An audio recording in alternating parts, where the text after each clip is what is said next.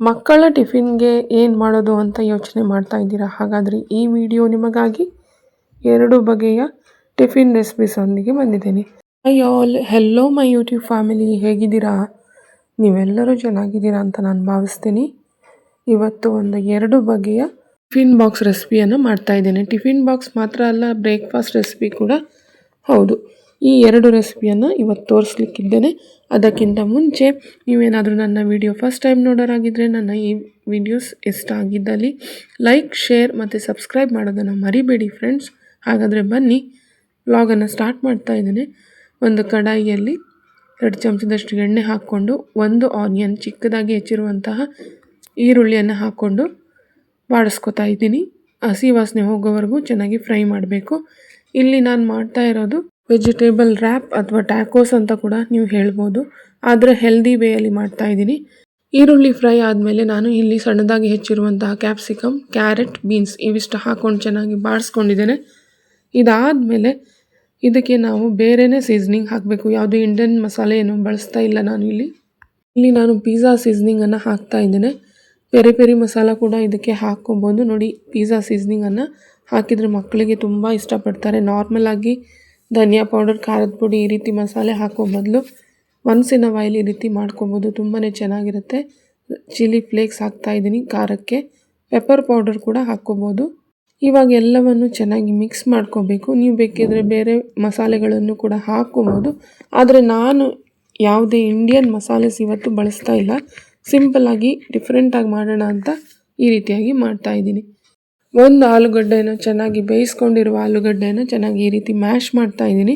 ಇದ್ರ ಜೊತೆ ನೀವು ಬೇಕಿದ್ರೆ ಪನ್ನೀರ್ ಕೂಡ ಹಾಕ್ಕೊಬೋದು, ಮಶ್ರೂಮ್ಸ್ ಹಾಕ್ಕೊಬೋದು. ನನ್ನ ಮಗನಿಗಂತೂ ಇದಂತೂ ತುಂಬಾ ಇಷ್ಟ. ಈ ರೀತಿ ಮಾಡಿಕೊಟ್ರೆ ನಾನು ರುಚಿಗೆ ತಕ್ಕಷ್ಟು ಇಲ್ಲಿ ಉಪ್ಪನ್ನು ಹಾಕ್ಕೊಂಡಿದ್ದೀನಿ. ಇದ್ರ ಜೊತೆ ಬೇಕಿದ್ರೆ ನೀವು ಪ್ರೋಟೀನ್ಗೆ ಅಂತ ರಾಜ್ಮಾ ಕೂಡ ಬಾಯ್ಲ್ ಮಾಡಿರೋವಂಥ ರಾಜ್ಮಾವನ್ನು ಕೂಡ ಹಾಕ್ಕೊಬೋದು. ಇದಕ್ಕೆ ನಾನು ಸ್ವಲ್ಪ 2 to 3 ಸ್ಪೂನ್ಸ್ ಕ್ರಂಬಲ್ಡ್ ಪನ್ನೀರನ್ನು ಹಾಕ್ತಾಯಿದ್ದೀನಿ. ಪನ್ನೀರನ್ನು ಚೆನ್ನಾಗಿ ತುರಿದಿಟ್ಕೊಂಡಿದ್ದೆ, ಅದನ್ನು ಇಲ್ಲಿ ಹಾಕ್ತಾಯಿದ್ದೀನಿ. ಪನ್ನೀರ್ 2 ರಿಂದ 3 ಹ್ಯಾಂಡ್ಫುಲ್ ಆಫ್ ಪನ್ನೀರನ್ನು ಹಾಕ್ಕೊಂಡಿದ್ದೀನಿ. ಹತ್ರ ಕಾರ್ನ್ ಅವೈಲೇಬಲ್ ಇದ್ದರೆ ಕಾರ್ನ್ ಕೂಡ ಹಾಕ್ಕೊಬೋದು. ಇವಾಗ ಎಲ್ಲವನ್ನು ಚೆನ್ನಾಗಿ ನಾವು ಮಿಕ್ಸ್ ಮಾಡ್ಕೋಬೇಕು. ಪೆಪ್ಪರ್ ಪೌಡ್ರ್ ಕೂಡ ಹಾಕ್ಬೋದು ಇನ್ಸ್ಟೆಡ್ ಆಫ್ ಚಿಲ್ಲಿ ಫ್ಲೇಕ್ಸ್. ಇವೆಲ್ಲವನ್ನು ಹಾಕಿ ನೋಡಿ ಈ ರೀತಿಯಾಗಿ ಚೆನ್ನಾಗಿ ರೆಡಿ ಮಾಡಿಟ್ಕೊತಾ ಇದ್ದೀನಿ ನಾನು. ಇದು ನೀವು ಹಿಂದಿನ ದಿವಸ ರಾತ್ರಿನೇ ಮಾಡಿಟ್ಕೊಬೋದು. ಮೀಲ್ ಪ್ರೆಪ್ ಆಗಿ ಒಂದು ಸ್ಟೋರ್ ಮಾಡಿ ಇಟ್ಕೊಬೋದು. ಇವಾಗ ನಾನು ನಾರ್ಮಲ್ ಚಪಾತಿ ಹಿಟ್ಟನ್ನು ಈ ರೀತಿ ರೌಂಡ್ ಮಾಡಿ ತಗೊಂಡಿದ್ದೀನಿ. ಚಪಾತಿ ಹಿಟ್ಟನ್ನೇ ತಗೊಂಡಿರೋದು, ನಾರ್ಮಲ್ ಗೋಧಿ ಹಿಟ್ಟನ್ನು ಕಲಿಸ್ಕೊಂಡು ಈ ರೀತಿ ಚಪಾತಿಯನ್ನು ಲಟ್ಟಿಸ್ಕೊತಾ ಇದ್ದೀನಿ. ಎಷ್ಟು ದೊಡ್ಡದಾಗುತ್ತೋ ಅಷ್ಟು ದೊಡ್ಡ ಮಾಡ್ಕೊತಾ ಇದ್ದೀನಿ. ತುಂಬ ದಪ್ಪನೂ ಅಲ್ಲ, ತುಂಬ ತೆಳ್ಳನೂ ಅಲ್ಲ. ನಾರ್ಮಲ್ ನಾವು ಚಪಾತಿ ಹೇಗೆ ಮಾಡ್ತೀವಿ ಅದೇ ರೀತಿಯಾಗಿ ಮಾಡ್ಕೊತಾ ಇದ್ದೀನಿ. ಇದನ್ನು ಇವಾಗ ತವ ಇಟ್ಕೊಂಡಿದ್ದೀನಿ. ಒಂದು ತವದಲ್ಲಿ ಇದನ್ನು ಫ್ರೈ ಮಾಡಬೇಕು. ಇವಾಗ ಈ ರೀತಿ ಚಪಾತಿ ಮಾಡಿರೋದನ್ನು ಚೆನ್ನಾಗಿ ತವ ಕಾದ ಮೇಲೆ ಇದ್ರ ಮೇಲೆ ಹಾಕಿ, ನಾವು ತುಂಬ ಫ್ರೈ ಮಾಡುವ ಅಗತ್ಯ ಇಲ್ಲ, ಸ್ವಲ್ಪ ಹಾಫ್ ಫ್ರೈ ಥರ ಫ್ರೈ ಮಾಡ್ಕೊಬೇಕು. ಇವಾಗ ಚಪಾತಿಯನ್ನು ಈ ರೀತಿ 2 ಚಪಾತಿಯನ್ನು ನಾನು ಫ್ರೈ ಮಾಡಿ ಇಟ್ಕೊತಾ ಇದ್ದೀನಿ. ಇದನ್ನು ಇವಾಗ ಮಾಡಿರುವ ಸ್ಟಫಿಂಗನ್ನು ಹೇಗೆ ಹಾಕೋದು ಅಂತ ನೋಡೋಣ ಬನ್ನಿ. ಯಾಕೆ ಹಾಫ್ ಫ್ರೈಡ್ ಅಂತ ಯಾಕೆ ಹೇಳಿದ್ದಂದರೆ, ನಾನು ಮತ್ತೆ ಇವಾಗ ಸ್ಟಫಿಂಗನ್ನು ಹಾಕಿದ ಮೇಲೆ ಮತ್ತೊಮ್ಮೆ ನಾನು ಫ್ರೈ ಮಾಡಲಿಕ್ಕಿದ್ದೇನೆ. ಹಾಗಾಗಿ ಮೊದಲಿಗೆ ತುಂಬ ಜಾಸ್ತಿ ಫ್ರೈ ಮಾಡುವ ಅವಶ್ಯಕತೆ ಇಲ್ಲ. ಇವಾಗ ಈ ರೀತಿ ಚಪಾತಿಯನ್ನು ತಗೊಂಡಿದ್ದೇನೆ. ನೀವು ಬೇಕಿದ್ರೆ ಲೆಫ್ಟ್ ಓವರ್ ಚಪಾತಿಯಲ್ಲೂ ಈ ರೆಸಿಪಿ ಮಾಡ್ಕೋಬೋದು, ಅದು ಕೂಡ ತುಂಬ ಒಳ್ಳೆ ಆಪ್ಷನ್. ಒಂದೊಂದು ಸಾರಿ ಚಪಾತಿ ಈ ರೀತಿ ಉಳ್ಕೊಂಡ್ರೆ ಈ ರೀತಿ ರೆಸಿಪಿಯನ್ನು ಮಾಡಿಕೊಂಡು ಬ್ರೇಕ್ಫಾಸ್ಟ್ ರೆಸಿಪಿ ಕೂಡ ಮಾಡ್ಕೊಬೋದು. ಇವಾಗ ನಾನು ಸ್ವಲ್ಪ ಕೆಚಪ್ ಹಾಕ್ಕೋತಾ ಇದ್ದೀನಿ. ಇದು ಮನೇಲಿ ಮಾಡಿರುವ ಕೆಚಪ್ಪು. ನಾನು ಈ ರೆಸಿಪಿ ಕೂಡ ನೆಕ್ಸ್ಟ್ ವ್ಲಾಗಲ್ಲಿ ಅಪ್ಲೋಡ್ ಮಾಡಲಿಕ್ಕಿದ್ದೇನೆ. ಹೆಲ್ದಿಯಾಗಿ ಮಾಡಿದ್ದೀನಿ. ಅದರ ಜೊತೆ ಈ ಮಯೋನೀಸ್ ಹಾಕ್ತಾರೆ, ಮಯೋನೀಸ್ ಬೇಕಿದ್ರೆ ಮಯೋನೀಸ್ ಹಾಕ್ಕೋಬೋದು. ನಾನಿಲ್ಲಿ ಹಂಗ್ ಕರ್ಡನ್ನು ಡಿಪ್ಪಾಗಿ ಮಾಡಿದ್ದೇನೆ, ಅದನ್ನು ಕೂಡ ಇಲ್ಲಿ ಹಾಕ್ತಾ ಇದ್ದೇನೆ. 1 ಚಮಚದಷ್ಟು ಇಲ್ಲಿ ಹಚ್ಕೊಂಡಿದ್ದೇನೆ. ನೀವು ಬೇಕಿದ್ರೆ ಮಯೋನೀಸ್ ಕೂಡ ಹಚ್ಕೊಬೋದು, ಅಥವಾ ಬರ್ಗರ್ ಸಾಸ್ ಅಂತ ಬರುತ್ತಲ್ವ ಅದು ಕೂಡ ಹಚ್ಕೊಬೋದು. ಇವಾಗ ಸ್ಪ್ರೆಡ್ ಮಾಡ್ಕೊಂಡಿದ್ದೀನಿ ಚಪಾತಿ ಮೇಲೆ. ಈಗ ನಾನು ತೋರಿಸ್ತಾ ಇರೋದು ರ್ಯಾಪ್ ಮಾಡೋದು. ಇವಾಗ ಒಂದು ನೈಫಿಂದ ಮಧ್ಯದಿಂದ ನೈಫ್ ಸ್ಲಿಟ್ ಮಾಡ್ಕೊಬೇಕು ಈ ರೋಟಿ ಮೇಲೆ. ನೋಡಿ ಈ ರೀತಿಯಾಗಿ ಕಟ್ ಮಾಡ್ಕೋಬೇಕು. ಪೂರ್ತಿ ರೋಟಿ ಕಟ್ ಮಾಡೋದಲ್ಲ, ನೋಡಿ ಅರ್ಧ ಭಾಗದಷ್ಟು ಕಟ್ ಮಾಡಿಟ್ಕೊಂಡಿದ್ದೀನಿ. ಈ ರೀತಿಯಾಗಿ ಫುಲ್ಲಿ ಕಟ್ ಮಾಡೋಕ್ಕೆ ಹೋಗಬೇಡಿ. ಇವಾಗ ನಾವು ಸ್ಟಫಿಂಗನ್ನು ಹಾಕಬೇಕಾಗತ್ತೆ. ಇಲ್ಲಿ ಮಾಡಿರುವಂತಹ ಸ್ಟಫಿಂಗನ್ನು ಹಾಕ್ತಾಯಿದ್ದೀನಿ. ಈ ರೀತಿಯಾಗಿ ಸ್ಟಫಿಂಗನ್ನು ಹಾಕ್ಕೋಬೇಕು.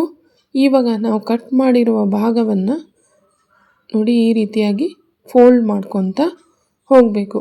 ಟ್ರಯಾಂಗಲ್ ಶೇಪಲ್ಲಿ ಆಗುತ್ತೆ ಈ ರ್ಯಾಪು. ನೆಕ್ಸ್ಟ್ ಫೋಲ್ಡಿಂಗು ಈ ರೀತಿ ಆಗುತ್ತೆ. ನೆಕ್ಸ್ಟ್ ಟರ್ನ್ ಮಾಡ್ಕೊಳ್ಳಿ ಮತ್ತು ಲಾಸ್ಟ್ ಟರ್ನ್ ಬಂದು ಈ ಕಡೆಯಿಂದ ಈ ಕಡೆ ಫೋಲ್ಡ್ ಮಾಡ್ಕೋಬೇಕು. ನೋಡಿ ಎಷ್ಟು ಚೆನ್ನಾಗಿ ಬಂತು. ಮಕ್ಕಳಿಗಂತೂ ಇದು ಫ್ಯಾನ್ಸಿ ಮತ್ತು ಅಟ್ರಾಕ್ಟಿವ್ ಆಗಿ ಕಾಣಿಸುತ್ತೆ. ನನ್ನ ಮಗನಿಗಂತೂ ಇದು ತುಂಬಾ ಇಷ್ಟ. ಇನ್ನೊಂದು ರೋಟಿಯನ್ನು ಇನ್ನೊಂದು ಥರ ಮಾಡ್ಬೋದು. ಅದು ರ್ಯಾಪ್ ಥರ ತೋರಿಸಿದೆ. ಇವಾಗ ಟ್ಯಾಕೋಸ್ ಥರ ತೋರಿಸ್ತಾ ಇದ್ದೀನಿ.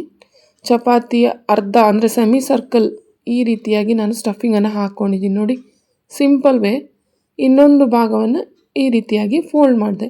ಇವೆರಡನ್ನು ಇವಾಗ ನಾವು ಕ್ರಿಸ್ಪಿಯಾಗಿ ತವಾದ ಮೇಲೆ ಫ್ರೈ ಮಾಡ್ಕೊಬೇಕು. ಬಟರ್, ಗೀ ಯಾವ್ದು ಬೇಕಾದರೂ ಬಳಸ್ಕೋಬೋದು. ಚೆನ್ನಾಗಿ ಇದನ್ನು ಫ್ರೈ ಮಾಡ್ಕೊಳ್ಳೋಣ. ಇವಾಗ ನೀವು ಬೇಕಿದ್ದರೆ ಗ್ರಿಲ್ ಪ್ಯಾನ್ ಮನೇಲಿದ್ದರೆ ಗ್ರಿಲ್ ಪ್ಯಾನಿಂದ ಕೂಡ ಈ ರೀತಿಯಾಗಿ ಗ್ರಿಲ್ ಕೂಡ ಮಾಡೋಕ್ಕಾಗತ್ತೆ. ತುಂಬ ಕ್ರಿಸ್ಪಿಯಾಗಿ ಬೇಕು ಅಂದರೆ ಕ್ರಿಸ್ಪಿಯಾಗಿ ಕೂಡ ಮಾಡ್ಕೊಬೋದು. ನೋಡಿ ಎರಡು ಸೈಡ್ ಆರಾಮಾಗಿ ಫ್ಲಿಪ್ ಮಾಡಿ ಕ್ರಿಸ್ಪಿಯಾಗಿ ಫ್ರೈ ಮಾಡ್ಕೊಳ್ಳೋಣ. ನೋಡಿ ಎಷ್ಟು ಚೆನ್ನಾಗಿ ಫ್ರೈ ಆಗಿದೆ. ಎರಡು ಕೂಡ ಚೆನ್ನಾಗಿ ಫ್ರೈ ಆಗಿದೆ. ಇನ್ನೊಂದು ಏನಂದರೆ ಆಪ್ಷನಲ್ ಏನಂದರೆ ಚೀಸ್ ಗ್ರೇಟೆಡ್ ಕೂಡ ಸ್ಟಫಿಂಗ್ ಹಾಕಿದ ಮೇಲೆ ನೀವು ಚೀಸ್ ಸ್ಲೈಸ್ ಅಥವಾ ಗ್ರೇಟೆಡ್ ಚೀಸ್ ಕೂಡ ಹಾಕಿ ಸೇಮ್ ರೀತಿ ಫೋಲ್ಡ್ ಮಾಡಿ ಫ್ರೈ ಮಾಡ್ಕೊಬೋದು. ನಾನಿಲ್ಲಿ ಚೀಸ್ ಇವತ್ತು ಅವೈಲೇಬಲ್ ಇರಲಿಲ್ಲ, ಹಾಗಾಗಿ ಚೀಸ್ ಹಾಕದೇ ಮಾಡಿ ತೋರಿಸ್ತಾ ಇದ್ದೀನಿ. ಒಮ್ಮೆ ಈ ಥರ ಖಂಡಿತ ಮಕ್ಕಳಿಗೆ ಮಾಡಿಕೊಡಿ, ಖಂಡಿತ ಇಷ್ಟ ಆಗುತ್ತೆ ಅವ್ರಿಗೆ. ಮತ್ತು ಹೇಗೆ ಬಂತು ಅಂತ ನನಗೆ ಕಮೆಂಟ್ ಮೂಲಕ ತಿಳಿಸಿ. ಇವಾಗ ರೆಡಿಯಾಗಿದೆ healthy delicious vegetable protein wrap ready to serve. ಇವಾಗ ಇನ್ನೊಂದು ರೆಸಿಪಿ ಕಡೆ ಹೋಗ್ತಾ ಇದ್ದೀನಿ. ರಾಗಿ ದೋಸೆ. ರಾಗಿ ದೋಸೆ ಅಂದರೆ ಮಾಮೂಲಿ ಹೋಟೆಲ್ಗಳಲ್ಲಿ ಸಿಗುವಂತಹ ರಾಗಿ ದೋಸೆ ಅಲ್ಲ ಇದು. ಇದು ಒಂದು ಪ್ರೋಟೀನ್ ರಿಚ್ ದೋಸೆ ಅಂತಲೇ ಹೇಳ್ಬೋದು. ನಾನು ಇದಕ್ಕೆ ಹಿಂದಿನ ದಿವಸ ರಾತ್ರಿಯೇ 1 ಕಪ್ಪಷ್ಟು ಉದ್ದಿನ ಬೇಳೆನ ತಗೊಂಡಿದ್ದೆ.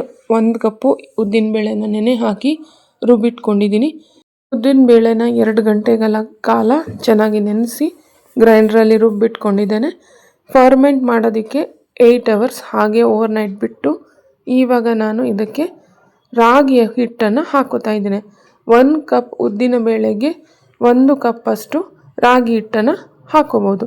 ನೀವು ಬೇಕಿದ್ರೆ ಅರ್ಧ ಕಪ್ ಕೂಡ ಮಾಡ್ಕೋಬೋದು. ಆದರೆ ನಾನಿಲ್ಲಿ 3/4 ಕಪ್ಪನ್ನು ಹಾಕ್ಕೊಂಡಿದ್ದೀನಿ. ಈ ದೋಸೆ ಬಂದ್ಬಿಟ್ಟು ತುಂಬಾ ಸಾಫ್ಟಾಗಿ ಬರುತ್ತೆ. ಹಾಗಾಗಿ ಟಿಫಿನ್ ಬಾಕ್ಸಲ್ಲಿ ಹಾಕಿದರೂ ಕೂಡ ದೋಸೆ ಚೆನ್ನಾಗಿ ತಿನ್ನೋಕ್ಕೆ ಬರುತ್ತೆ. ತುಂಬ ಟೇಸ್ಟಿಯಾಗೂ ಇರುತ್ತೆ. ಇವಾಗ ಈ ರಾಗಿ ಹಿಟ್ಟನ್ನು ಹಾಕಿ ಚೆನ್ನಾಗಿ ಮಿಕ್ಸ್ ಮಾಡ್ಕೊತಾ ಇದ್ದೀನಿ. ಉಪ್ಪನ್ನು ಕೂಡ ಇಲ್ಲಿ ಹಾಕೋಬೋದು. ನಾನು ಫರ್ಮೆಂಟ್ ಆಗೋದಕ್ಕಿಂತ ಮುಂಚೆನೇ ಉಪ್ಪನ್ನು ಹಾಕಿದ್ದೆ. ಇವಾಗ ಚೆನ್ನಾಗಿ ಕಲಿಸ್ಕೊಳ್ಳಿ. ನೋಡಿ ತುಂಬ ನೀರಾಗಿ ಹಿಟ್ಟನ್ನು ಮಾಡ್ಕೊಬಾರ್ದು.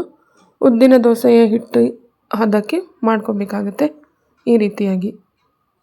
ಟಿಫಿನ್ ಬಾಕ್ಸ್ ಮಾತ್ರವಲ್ಲ, ಇದು ಒಳ್ಳೆಯ ಬ್ರೇಕ್ಫಾಸ್ಟ್ ರೆಸಿಪಿ ಕೂಡ ಹೌದು. ತುಂಬಾ ಹೆಲ್ದಿಯಾಗಿ ಮಾಡುವಂಥ ದೋಸೆ ಇದು. ಬ್ರೇಕ್ಫಾಸ್ಟ್ಗೆ ಮಾತ್ರವಲ್ಲ, ಇದು ಡಿನ್ನರ್ ಆಗಿ ಕೂಡ ದೋಸೆಯನ್ನು ಮಾಡ್ಕೋಬೋದು. ಇದು ಒಳ್ಳೆಯ ಒಂದು ಡಯಾಬೆಟಿಕ್ ಫ್ರೆಂಡ್ಲಿ ರೆಸಿಪಿ. ಅನ್ನವನ್ನು ಸ್ಕಿಪ್ ಮಾಡೋರಿಗೆ ಅಥವಾ ವೆಯ್ಟ್ ಲಾಸ್ ಮಾಡೋರಿಗೆ ಇದು ಸೂಪರ್ ರೆಸಿಪಿ ಅಂತಲೇ ಹೇಳ್ಬೋದು. ಇವಾಗ ನಾವು ತವಾವನ್ನು ಇಟ್ಕೊತಾ ಇದ್ದೀನಿ. ಎಣ್ಣೆಯನ್ನು ಸ್ಪ್ರೆಡ್ ಮಾಡ್ಕೊಳ್ಳೋಣ. ತವ ಕಾದಿದೆ. ಇವಾಗ ಸಾಮಾನ್ಯವಾಗಿ ರಾಗಿ ಹಿಟ್ಟಲ್ಲಿ ರಾಗಿ ರವಾ ದೋಸೆ ಹೋಟೆಲ್ಗಳಲ್ಲಿ ಮಾಡೋ ಥರ ಮಾಡ್ತಾರೆ. ಅದನ್ನು ಕೂಡ ಇನ್ನೊಂದು ವ್ಲಾಗಲ್ಲಿ ತೋರಿಸ್ತೇನೆ.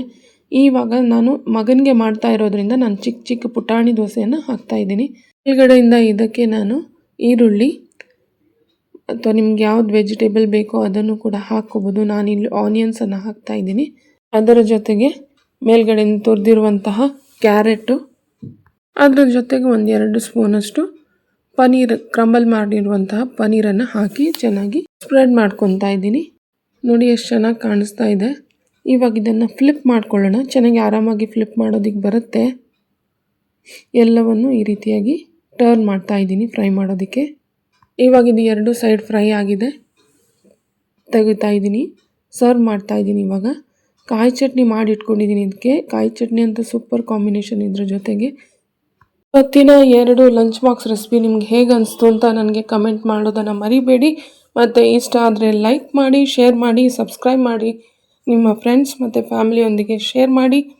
ಆದರೆ ನಾನು ಹೋಗಿ ಬರ್ತೀನಿ, ಮತ್ತೆ ಸಿಗ್ತೀನಿ ಇನ್ನೊಂದು ವ್ಲಾಗಲ್ಲಿ ಮತ್ತಷ್ಟು ಹೆಲ್ದಿ ರೆಸಿಪೀಸ್ ಒಂದಿಗೆ. ಅಲ್ಲಿಯವರೆಗೂ ಹೆಲ್ದಿ ಆಗಿರಿ, ಖುಷಿಯಾಗಿರಿ. Thank you for watching and take care of your self. Bye.